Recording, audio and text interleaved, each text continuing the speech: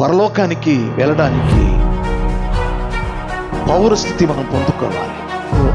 ఆ రాజ్యం ఎప్పుడో వస్తుందని ఎదురు చూస్తున్నాను.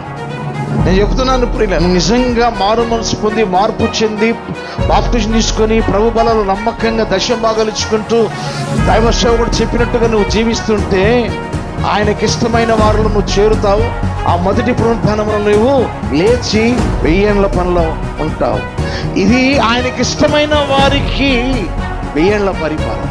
ఆయన రాజ్యం ఎలా ఉండదో బిడ్డలకి తెలియజేస్తాడు. ఇప్పుడు దేవుని కొరకు వస్తువులుండి ఉద్యోగాలు రిజైన్ చేసి కొంతమంది సేవ చేస్తున్నారు.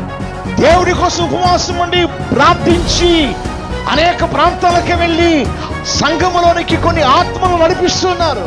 మరి వారి ప్రయాస తగిన ప్రతిఫలం వారికి ఇవ్వాలి కదా దేవుడు.